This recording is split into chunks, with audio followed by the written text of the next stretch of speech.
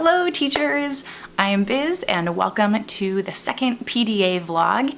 This week's professional development Abridged is about how the brain anticipates learning and anticipation guides.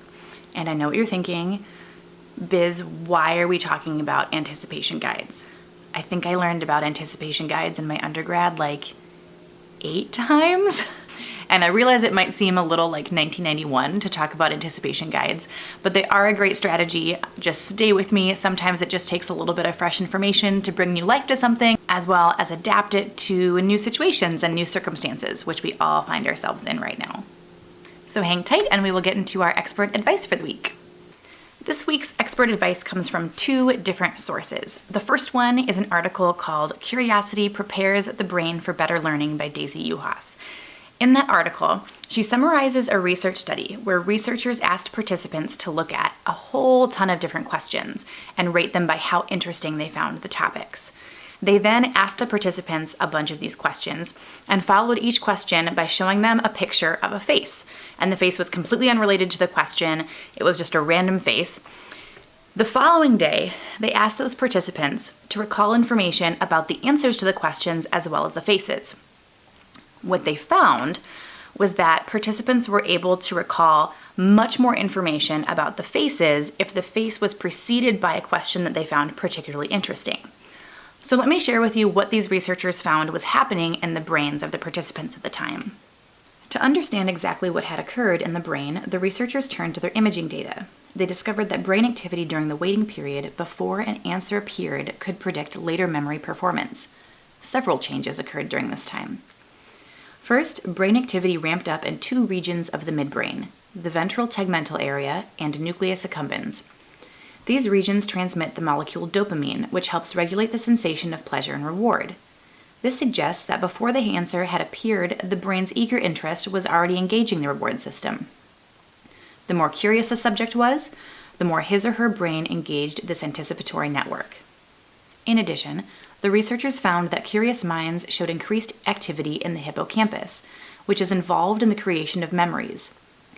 In fact, the degree to which the hippocampus and reward pathways interacted could predict an individual's ability to remember the incidentally introduced faces. The brain's reward system seemed to be preparing the hippocampus for learning.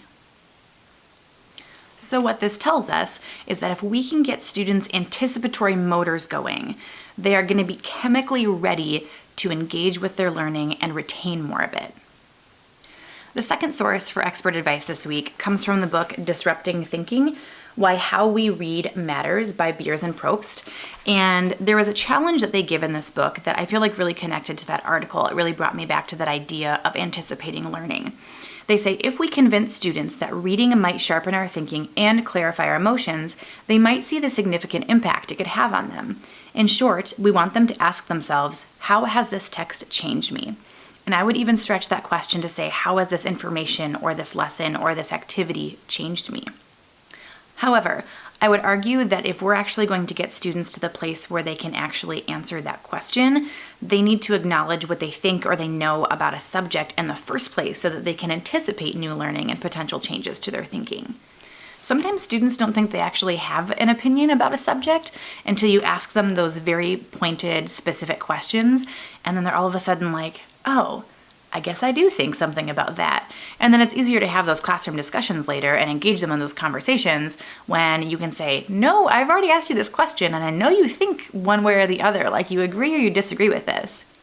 To do that, we have to make them anticipate and we have to spark their curiosity. And I think that anticipation guides are a really good way to do that. So let's talk about a few maybe fresh ways that you can include anticipation guides in your current teaching. So the basic structure of an anticipation guide is that you have a statement and students mark whether that statement is true or false if you're checking for understanding, or if they agree with it or they disagree with it if you're checking for their opinion, which I think can maybe be even more important for getting that student kind of anticipation going. And I want to talk about them because I feel like as time gets crunched, when we're getting towards the end of a unit and we're thinking about the next one and that last unit has gone over and so we have to condense the next one a little bit, we look for things that we have to cut, right?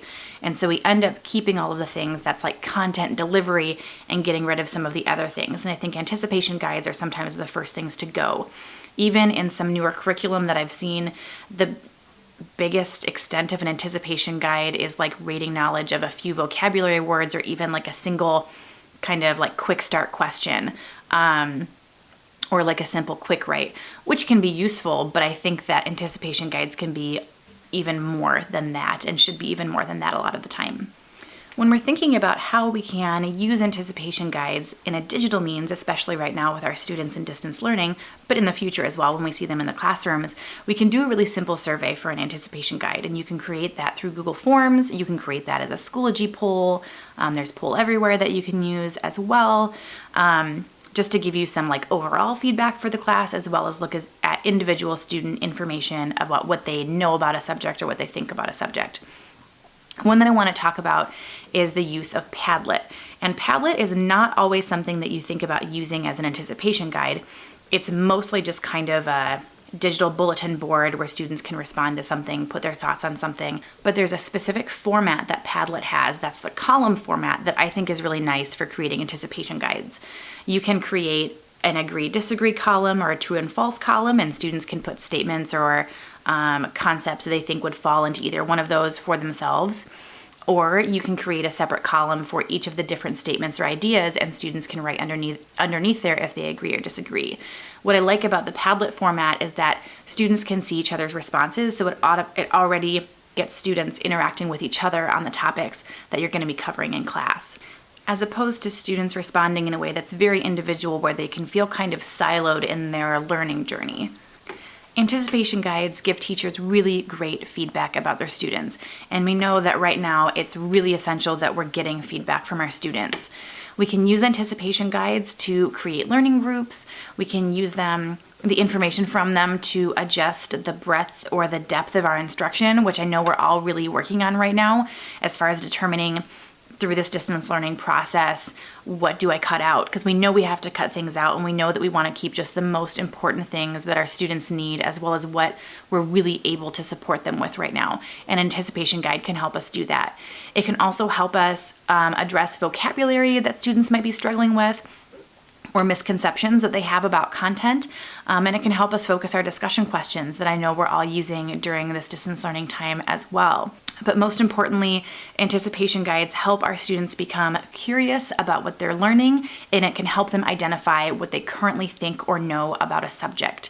And hopefully when we get to the end of the unit and we ask them that question, or they ask themselves the question, how did this learning change me? They'll actually be able to answer. So thank you so much everyone for watching. Hang in there. I know that you're doing an awesome job for your students right now, and happy teaching. Bye. Joining me today is the Dino crew.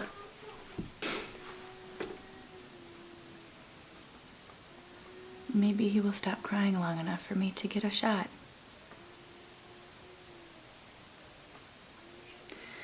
Guess who's not taking a nap today? Early bedtime's what that means. Baby, I hear you.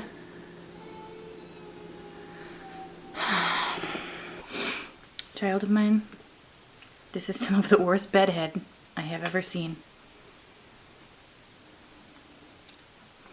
Your hair just gets bigger and bigger. It's not getting cut till quarantine's over, because I'm not trying that out.